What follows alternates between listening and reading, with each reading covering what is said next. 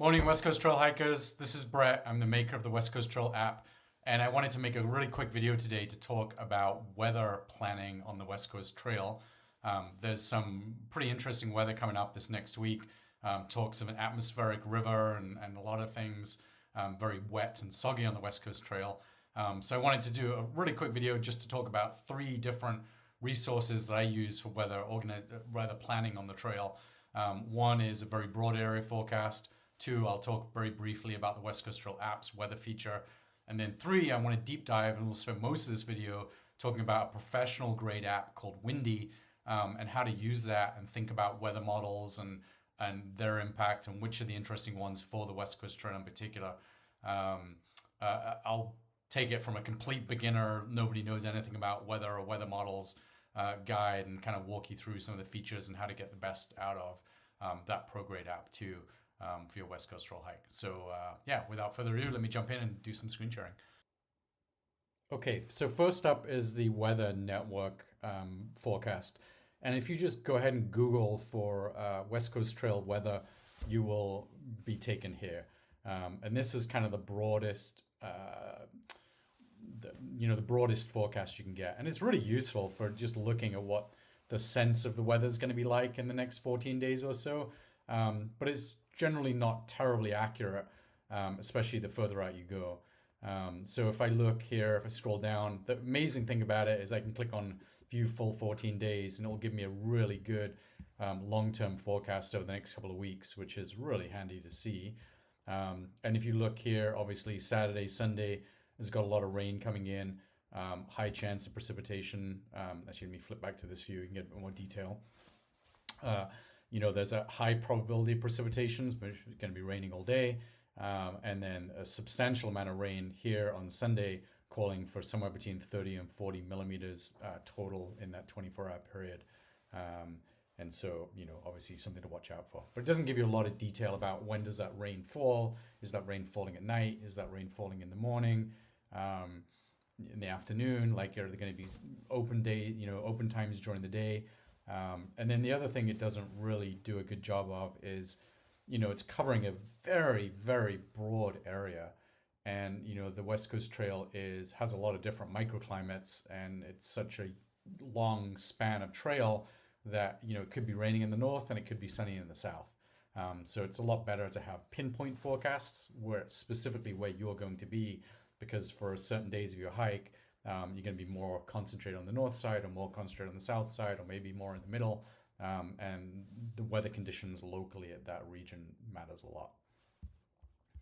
Before we switch gears here and start looking at Windy, I want to pause and talk a little bit about some kind of geeky details about weather models. And you've probably heard this term thrown around a lot by enthusiasts. What model are you using to predict your weather data? And a lot of times that's kind of confusing. A lot of people don't understand it. And so let's take a moment to just talk about what a weather model is, so that when I open up Windy and I start looking at a variety of weather models, kind of what I'm talking about and why I'm referring to them and why there's a difference between various weather models. So, at its core, a weather model is simply, it's basically a bunch of computer code that takes a ton of inputs about weather. It has a way of detailing how it views the landscape, and then it produces an output, which is the forecast of the weather, right? And so the inputs are going to be things like information received from satellites. They're going to be information received from ground radar and weather radar. They're going to be information from various weather stations that are on the ground or instruments. And all of these things are reporting weather at various points in the ocean and land, wherever these instruments are placed. And they're factors that are used in doing sort of mathematical predictions on how the weather is going to change over time. And a weather model is going to be either global or very regional in nature. For example, there is one weather model we'll talk about in a bit in detail called the European Weather Forecast. And that's a global weather model, right? Like every time the supercomputers that calculate the forecasts using the European weather forecast they run for the entire world, right? They do weather predictions for the entire planet at a time, and they can produce just massive amounts of forecast data that can be assimilated by other things. Regional models, for example, might be just based on North America or Canada, and they are, generally more detailed because they understand, the topography of those regions and, the unique attributes of, various points along that way. The other thing to factor in for any given weather model is what resolution is it running at? And resolution is a way you can think of, I'll show you an example of how it looks on the West Coast Trail, a way of slicing up the world into little boxes, and then it computes unique weather attributes for each box based on, how it looks. Anyway, these things all get added up. There's a ton of math, there's a ton of prediction analysis, and the output is a forecast, and the forecast either says it's going to rain, it's not going to rain, here's how much rain is going to fall, here's the probability of that happening. And those models are basically computed on a update frequency. Some of them may run once a day, some of them may run twice a day, some of them may run every hour. And depending on the pros and cons of different models, that's really important to know too. So we'll talk about that as we go through. So let me show you another a sense of resolution here. So here's a map of the West Coast Trail in the background here. You can see Bamfield in the upper left and Port Renfrew in the lower right. And there's probably really hard to read in video, but there's a couple of little waypoints along the way. And they're Thrasher Campsite, Kamana Campsite, Suziat, and Michigan. And this is a 12-kilometer resolution model. So you can see this grid is every 12 kilometers, and you can really get a sense of how, how broad, right? Yeah, this resolution might be. Now there is 1, 2, 3, 4, let's say 5 boxes spanning the West Coast Trail here. So you can get a pretty good sense of what's going to happen at the north end versus the south end, but maybe not a little bit of nuance of what's happening between Suziat and Klanoa, for example. So as we go increase resolution, this is a 9-kilometer resolution grid. And so this is better, right? Kind of slices the world up into more detail. And then finally, there's, the more accurate forecasts, which are operating on a 3-kilometer resolution grid. And you can see here, man, it's a big deal, right? Like it's really sliced the trail up into a lot of different grids. And every grid on this view here gets its own unique forecast based on, a whole bunch of factors of what the topography is like behind it, in front of it, how much exposed to the ocean is getting, if it's sheltered or not sheltered. All these things come into play for the forecast. So, that really gives you a sense of the big difference between a 12-kilometer resolution model and a 3-kilometer resolution model. So let's talk about the names of some very specific weather models that are good for the West Coast Trail, in my opinion. And, I'd love to, I'm not a weather expert by any stretch of the means. I'm getting smarter about it as I learn more. I'd love to hear from folks like, professional guides like Mike Blake, for example, who use these models a lot of what they see mapping to reality in the field. But this is the best of my knowledge at this point in time. So, in windy, you will see probably 7 or 8 different models. I would say ignore all of them for these 3 instead of these 3. These are the 3 most interesting ones, in my opinion. And I'll tell you when to use them and what they're best for. So first of all is the European forecast, the ECMWF, which is the European Center for Medium Range Weather. This is a great forecast. This is really the gold standard for global weather. Pretty much every weather site that you see, on the web that's offering a broad forecast, for example, the Pacific Rim National Park site we looked at a little bit ago, is using this European forecast because it's very good. It's very accurate. It's usually pretty accurate. Fairly reasonably accurate far out, maybe like within 10 days or something. But it really gets mostly interesting, to be honest, within about 72 hours of an event, especially for things like rain. It can be wildly inaccurate, 9 days out for a rain event. It knows there's a big rain event coming, but it doesn't know the specifics of that rain event yet. And so often you see these really scary numbers. Like if you were to look for this weather event that's coming next week, if you were to look at the numbers from a week ago, they were predicting 150 millimeters of rain, which is an insane amount of rain. And now they're down to kind of 30 to 50 millimeters of rain, which is still a lot of rain, but that's a heck of a lot different than 150 millimeters. So you can see as we get closer to the event, within 72 hours, these predictions get a lot better. The European model forecast is a 9-kilometer resolution, so it's pretty accurate, especially considering they're doing the entire globe, and it tends to update every 12 hours or so. So great forecast for, hey, I'm going to go on my trip. What's it going to look like for the 7 days on my trip? Kind of roughly. Is it going to rain? Is it not going to rain? Is going to be, your European forecast is going to give you a good sense of that. The next one is the NAM, the North American mesoscale. That one gets really interesting within about 48 hours of an event. So within about 4 days, an event starts to become more accurate. This is a model that's produced by NOAA here in the US. And it's really designed to be a short range forecast. And it has very localized weather, and it's kind of good at understanding complex terrains, right? Like the European model, because it's calculating for such a massive global geography, it doesn't have as much of a rich information about maybe some of the detailed terrain and topography and unique things that might go into impact certain regions. Whereas the NAM is going to do a much better job of that. So as you get within that 48-hour window, the NAM is something that I'd probably start looking at.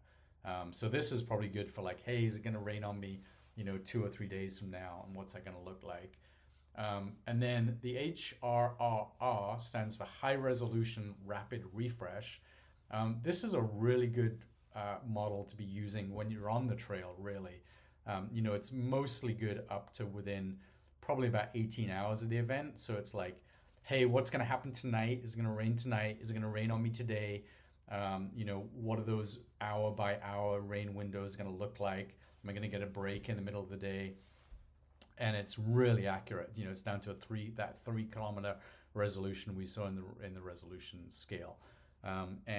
This is a pretty cool one because it updates depending on the weather provider. I think Windy actually might cache this a little bit more frequently, but depending on your weather provider, these can update every hour and give you a better, always improving forecast of what things are going to look like within the next 3 to 4, 6 hours or so throughout your hiking day.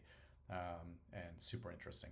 So that's a little bit of background on weather models. With that, I'm going to flip over to Windy, and let's talk about Windy and how to set it up for your West Coast trail experience and how to use it when you're on the trail. The demo with the desktop app here, the mobile app is kind of the same. It's just you're in a small constrained screen, but the desktop's probably going to be easy to demo on.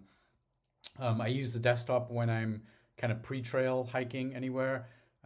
It's just kind of easier to interact with and get bigger data, but essentially the same thing. So the first thing, I've zoomed in on the West Coast Trail region here. And the way Windy works, if I go ahead and switch to the rain layer here, over here on the left, I can select between things like radar, satellite view, wind, rain, temperature, all these kind of weather elements. We're interested in rain on the most part. So I'm going to click on the rain layer. And because like when we talked about those grids earlier, Windy needs to know what forecast I'm interested in for a specific area on the trail. And the way it does that is you simply, this is for people who never used Windy before, you simply tap on the map, it'll give you this little, pointer, and you can drop this pointer on any exact sort of location, latitude, longitude you're interested in along the trail. So let's say I'm interested in, the middle here. I think this is Suziat Falls over here, maybe. Or actually, let's do the Crab Shack. Crab Shack's right here. I would drop my pin here. It would tell me how many millimeters of rain are in the forecast right now.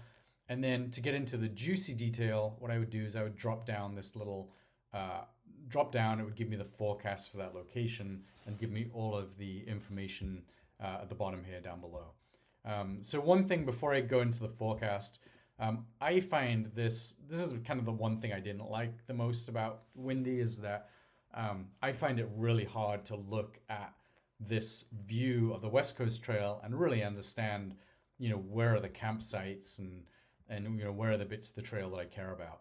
And so one way you can work around that with windy that's quite useful is you can create favorites. And if for example, I can zoom in here and I might find a camper, and I'm gonna go ahead and put my cursor here where the campsite is.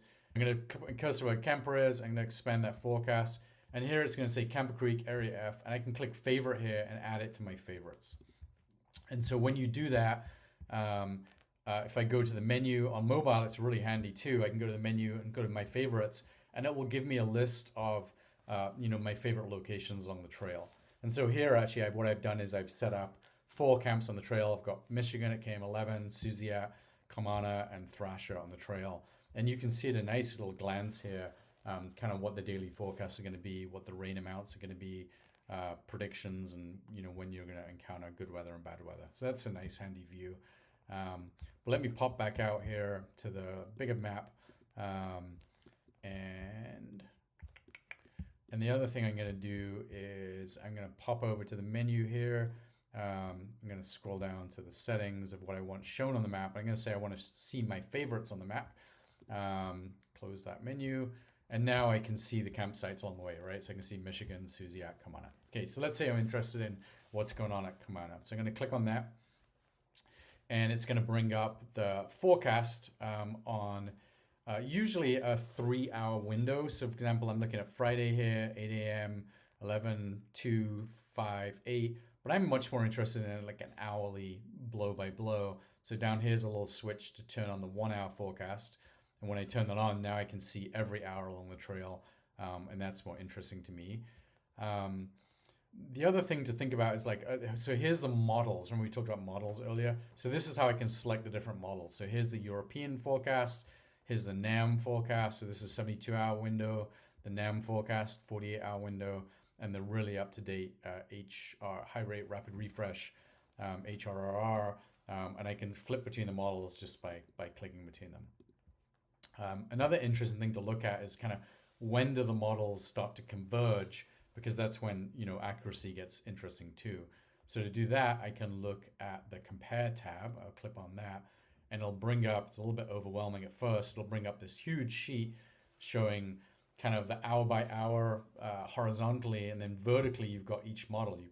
This is a model called GFS, here's the European model, here's an icon model, a Meteo Blue model, the NAM, the HRRR we talked about, kind of all the models down there on the left.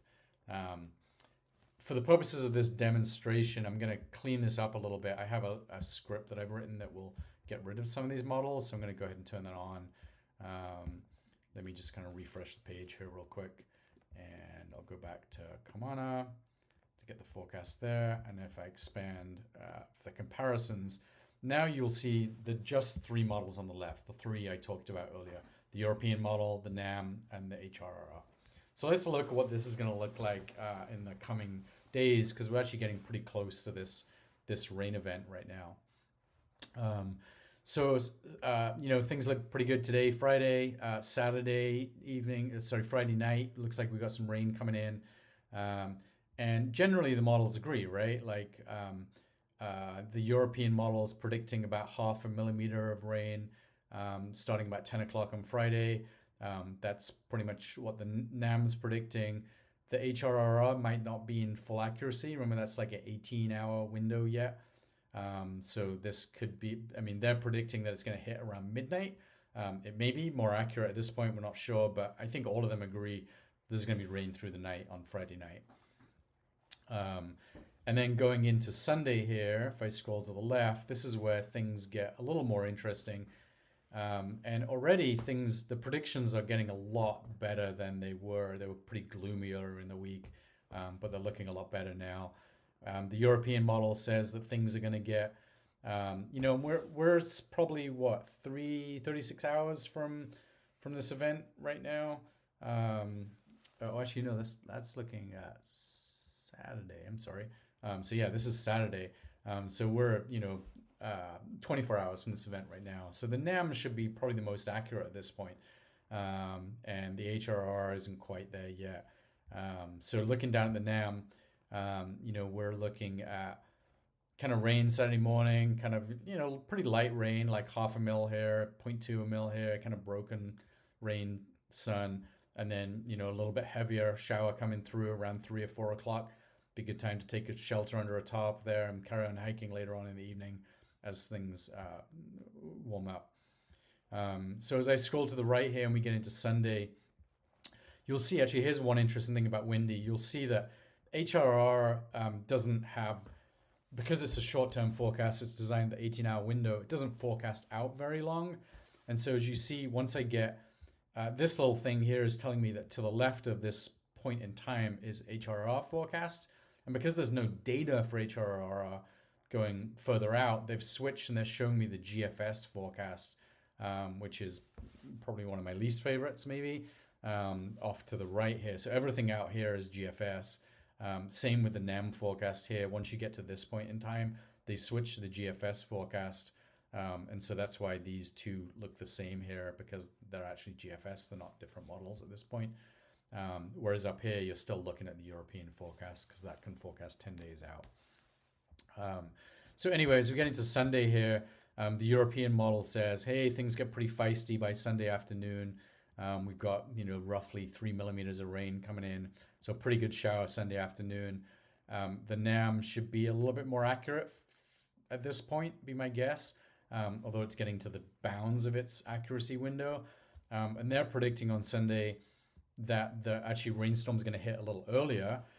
So it's going to hit probably 5 a.m. in the morning and then be building to about 10 and then tapering off so that the afternoon is better, which is counter to what the European forecast is saying at this point. And the HRR just doesn't have enough data at this point to be useful. So these are things you want to look at as you get close to the event, looking at that European forecast, looking at the NAM, and then getting down into the high resolution forecast as you get to overnight and get closer on the front.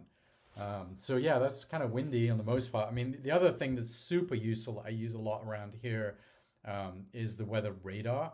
And this is kind of like a real-time radar. And I don't know if there's any interesting weather events going on. I'm going to probably have to zoom out here and find something interesting happening somewhere else in the world to make this useful. Actually, looks like some rain going on up in Campbell River right now. Let's jump into that. And I can kind of give you a sense of that. So the way the weather radar works is that it captures weather radar for kind of the last 10 minutes of what the radar has seen for weather. So remember, this isn't really forecast at this point. This is kind of telling you what's just happened. The weather radar shows this, kind of heavy area. This is light rain here, the purple, this greener color. You can see down here, there's a scale. So the blue is lighter rain, the purple gets heavier rain. If it were red or orange, that's very heavy rain. So there's kind of a light shower happening up here in the Gold River region. And if I push the play button down here on the weather radar, you'll see it animate and show you kind of what the radar did over time. And so if I play that, you can see pretty obviously that, there's rain coming in off those mountains there from the sea, and it's headed to the northeast, and you can see it kind of blowing over Gold River there and heading towards Campbell River. And pretty soon, Campbell River is probably going to get a little bit of a rain shower going over it. And this weather radar is amazing. Like if you're on a hike and the clouds sort of turn black and look a little feisty, this is kind of the first thing I'd pull out. I use another app called My Radar, but it's amazing that Windy has this too. It might be part of their premium offering. But it's really good to see if there's a shower coming in that's really localized to where you are on the trail. You might, hey, this is coming in. It's probably only going to last 15 or 20 minutes. I'm just going to go take shelter for a bit under a big tree in the forest and get off the beach because I'm going to be most exposed on the beach. So yeah, this weather radar is super handy and it's good to have in your arsenal. So anyway, windy is definitely the the gold standard of weather forecasting apps. It's a lot more complicated to use. It's a lot more complicated to learn, a lot fussier. But if you know how to wield this and you learn it before you're out on the trail, it can make a big difference between having a good time on the trail and avoiding some of the bad times on the trail too. Okay, and finally, I wanted to just talk about the West Coast Trail app weather feature. The app weather feature, I would say, is a good compromise between the complexity and detail of and sort of power of Windy and the broad area forecasts that you might get with the Weather Network. The West Coast Trail app weather feature is available in the Pro subscription, and it's available here in the little drop-down menu. And if I just tap on weather here, then it's going to bring up the current weather forecast. Now, for convenience, the West Coast Trail app weather feature lets you pick one of those common locations on the trail. And for those specific locations you can either choose one of the camps, or maybe a main point of interest like Owen Point, or the trailheads like Gordon River or Pachina Bay, something like that.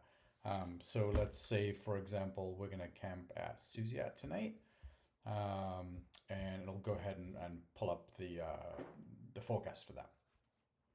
Now, when you look at sort of raw weather data, forecast data is typically available on an hour-by-hour basis. And most weather apps will give you sort of a daily average of the weather with maximums for things like rainfall.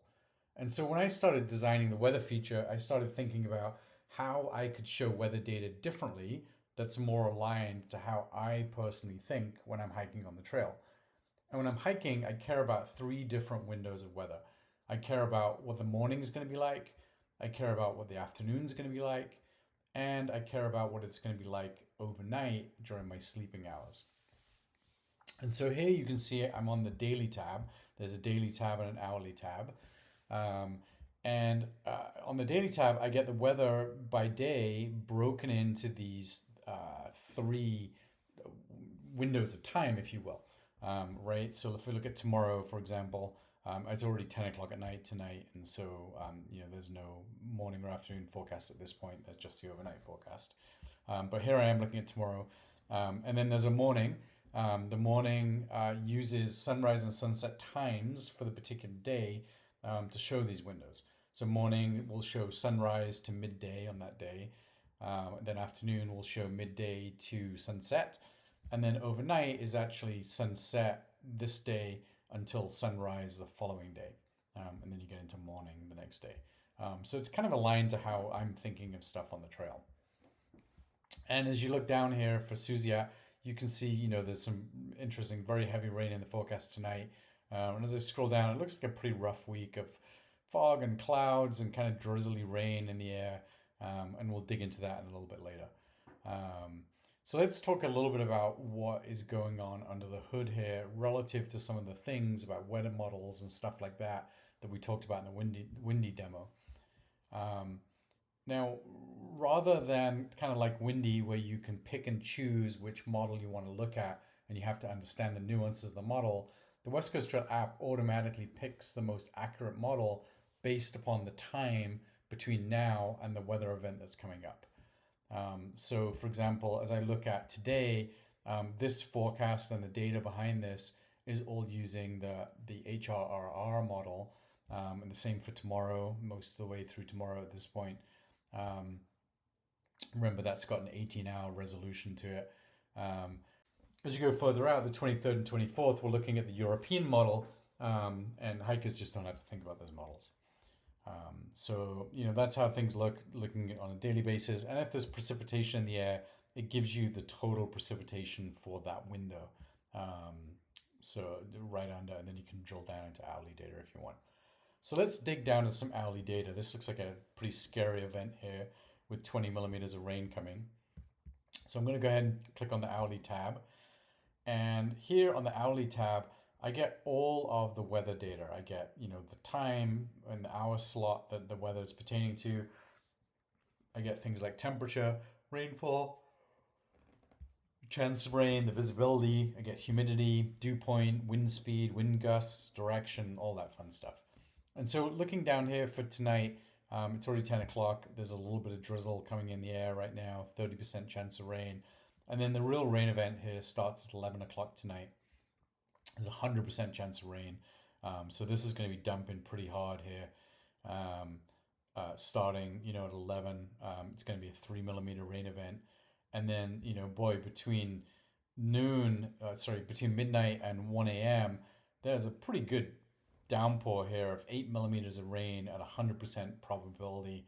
So that's going to be a real dump for a good hour there. And as you move into 1 a.m., again, there's like 9 millimeters of rain for this hour slot, but the chance of rain is getting down to 5%. So what that probably means is that the rain's going to taper off somewhere within this hourly window. And so by 2 a.m., things look pretty dry. Well, I wouldn't say dry, but things look like they're not precipitating anymore. So at least all the rain that's happened has happened. And as we go into the morning here, there's very little chance of rain. And as I keep scrolling to the right, we're into tomorrow now. We've got a lot of fog, a lot of clouds, a lot of cool temperatures. The visibility is really poor, so it's going to be a really socked in day. But no rain event. If I keep scrolling here, the next rain event is actually on August 23rd. That's in the afternoon around 3 p.m. And if you look at these rain events, they're probably going to change. Again, this far out is the European model. These are going to change a lot as we get closer.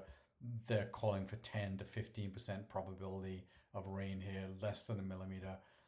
It's kind of drizzly, spotting rain, nothing too significant going on here. So the rest of the week looks pretty good from an hourly basis standpoint.